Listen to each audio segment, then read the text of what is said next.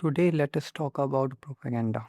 हम लोग ना, आपने सुना ही होगा ना कि प्रोपेगेंडा कर रहा है, ये नेता प्रोपेगेंडा कर रहा है, वो नेता प्रोपेगेंडा कर रहा है। तो आप आप भी एकदम सुनते हो और आपको लग जाता है वाह, प्रोपेगेंडा कितनी बुरी बात है, क्यों कर रहा है, ऐसे कैसे कोई कर सकता है हमारे साथ, लगता है ना।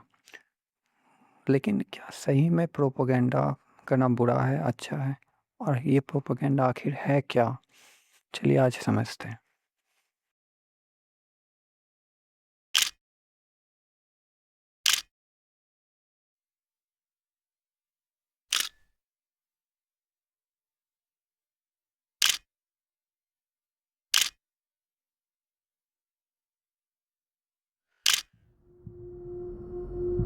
तो प्रोपेगेंडा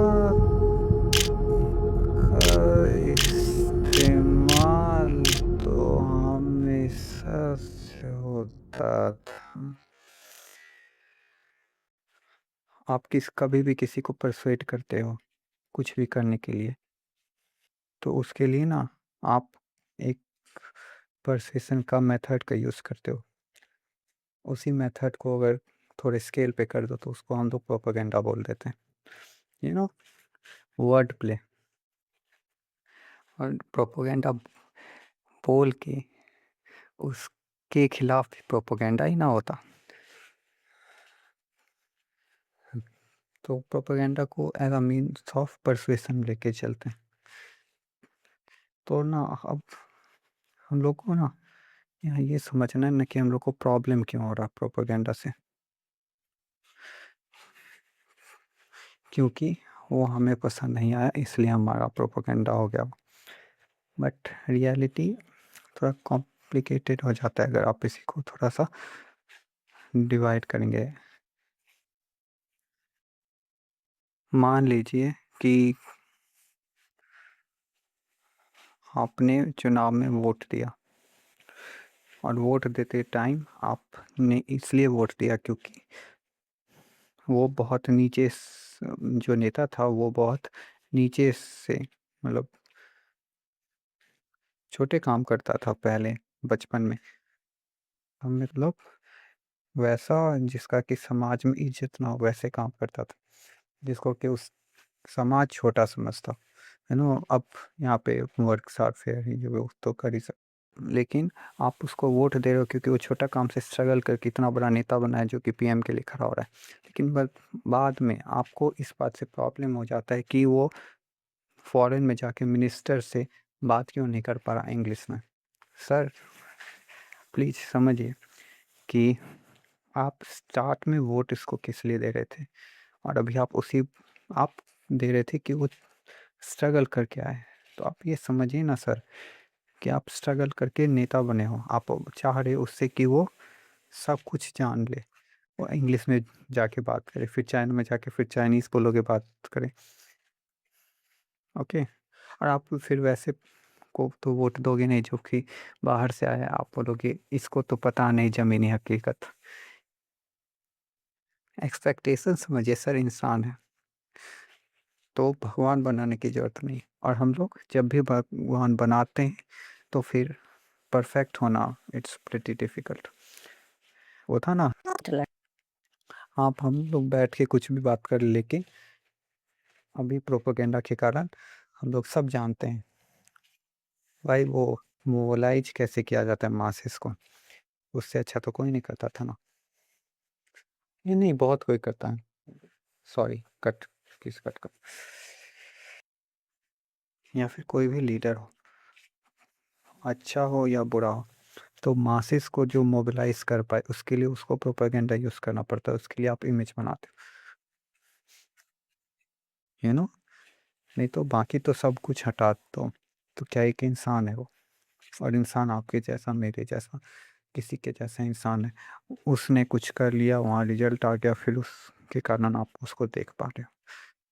तो प्रोपेगेंडा को हम लोग बुरा नहीं कह सकते ना, और हम लोग बात भी नहीं से कर सकते। लेकिन ना आई लाइक दिस कि आप अगर इसी तरह बोलोगे ना, हर एक टॉपिक को ऐसा डिकंस्ट्रक्ट करोगे बैठ के, तो आप लोग कुछ बोल ही नहीं सकते।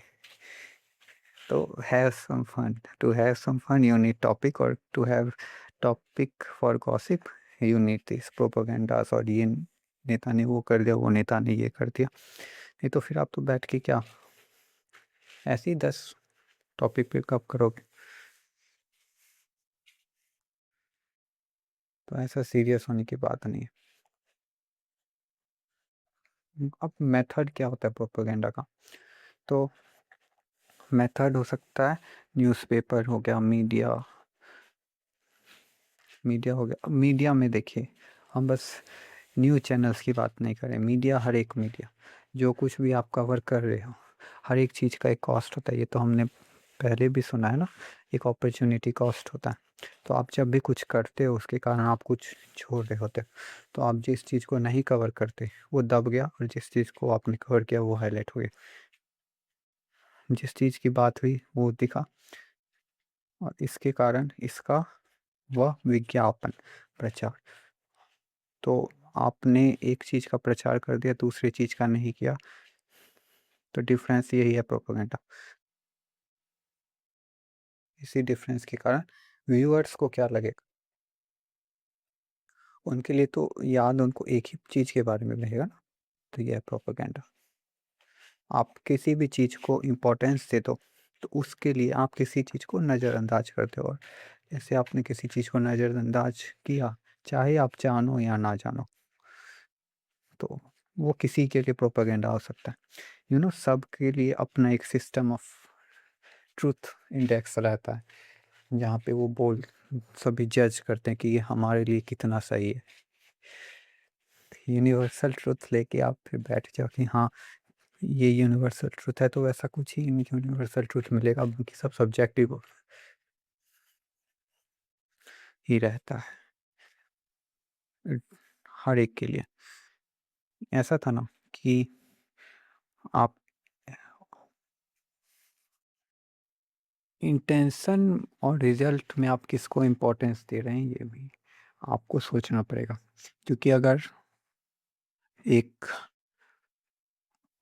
ऑफिसर किसी को बचाने के लिए किसी का इनकाउंटर करें, और उस टाइम अगर आप ये इंटेंशन देखो कि वो बचा रहे, ओके, आप बोलोगे वाह। और अगर ह्यूमन राइट एक्टिविस्ट है तो उसके लिए ये इंटेंशन हो जाती कि उस पुलिस वाले ने उस अपराधी का हत्या किया। तो आप फोकस कर रहे हो सेव और हत्या पे। तो यहाँ पे प्रोपेगेंडा हो गया। अगर मीडिया उस टाइम ये कवर करे कि देखिए इसने ये बचा लिया, तो उसे इनाम मिलेगा, मेडल मिलेगा। और अगर मीडिया उस टाइम ह्यूमन राइट एक्टिविस्ट के साथ मिलके ये कवर करे कि ये उसने कत्ल कर दिया, ये गुनहगार है, अब ऐसे कैसे जीवन चलेगा, फिर तो पुलिस वाला ऊपर से आ जाएगा ऑर्डर, और फिर इसको सस्पेंड कर दिया जाएगा। तो नैरेटिव कौन डिसाइड करता है सर? ये भी है ना, पावर ऑफ नैरेटिव। जैसे अभी एआई का हुआ था, नैरेटिव किसने डिसाइड किया कि एआई आना चाहिए? मतलब ठीक है, बेसिक लेवल पे ये आप समझिए, जब से इंसान आया ना धरती पे, वो अपने हिसाब से सब कुछ बेहतर ही कर रहा है। तो बेहतर करते करते हमने क्लाइमेट को बर्बाद कर ही दिया। और अब ऑटोमेशन भी आएगा, ये भी मतलब आप सोच रहे हैं आप सिविलाइजेशन को आगे बढ़ा रहे हो, लेकिन क्यों बढ़ा रहे हो, इस पे बैठ के सोचोगे तो फिर कैसे? फिर तो कोई जवाब ही नहीं निकलेगा। सभी ना अपने लिए एक वैल्यू क्रिएट करना चाहते हैं। लाइफ जो ऐसा एम्प्टी एम्प्टी लगता है ना, कुछ तो होना चाहिए जीवन। तो उसी के कारण आप कुछ जॉब करते हो, या फिर किसी वैल्यूज को करते हो, और अपने ट्रूथ को अपना सब्जेक्टिव ट्रूथ बनाते हो, अपना एक ट्रूथ फ्रेमवर्क बनाते हो, नॉट सब्जेक्टिव ट्रूथ का फ्रेमवर्क बनाते हो। और उस फ्रेमवर्क में डाल के सारी चीज़ को देखते हो कि आपके रेलिवेंस के हिसाब से कोई चीज़ कितना सही है।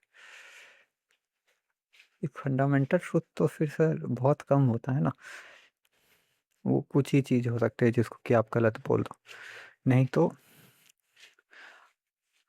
कोई भी ऐसा नॉर्मल क्रिमिनल जो होता है, वो उस क्राइम से पहले ऐसा तो कहीं नहीं लिखा रहा था कि सर ये क्राइम करेगा।